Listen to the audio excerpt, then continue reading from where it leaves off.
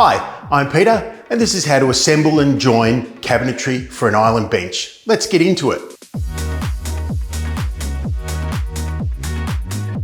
Building an island bench is a great way to add prep space, extra storage, and a feature in your kitchen. Whether you're using base cabinets, drawers, or a combination of both, the key is getting them joined securely, level, and flush.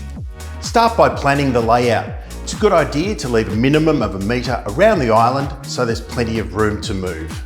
Using masking tape, place the outline directly on the floor so you know where everything will sit. Now cut a length of 90 by 45mm pine timber to act as the base support and place it down in the centre of your taped outline. This forms the backbone of your frame. Secure it to the floor using appropriate fixings depending on the surface beneath.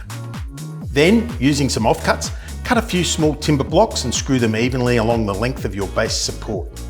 Cut a second piece of timber to size and screw it on top of the blocks. It should sit about 10mm lower than the height of your cabinets. Don't worry about the gap. It leaves room to use packers later on so that we can adjust each cabinet to fit perfectly flush and level before attaching it to the frame. Now place your cabinets into position, ensure it's all leveled, then attach a couple of clamps and drill small pilot holes through the cabinet side panels and screw them together using 28mm screws. Place the screws near the front and back edges for a secure fit. It's a good idea to check your measurements and make sure you're parallel to your existing cabinetry.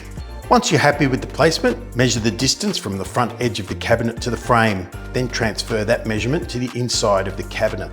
Slide your packer into place and secure the cabinet to the frame. Then give the feet a slight twist to raise them just enough to apply a dab of silicone underneath. Then lower the legs back down. This helps add extra strength and stability.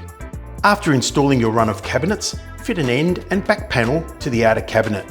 This gives the setup a cleaner and more polished finish. And there you have it. Your island cabinetry is fully installed and ready for the next stage in your kitchen build. If you liked this video, check out our other instructional guides. We've got plenty of DIY advice online to help you tackle your kitchen project with confidence.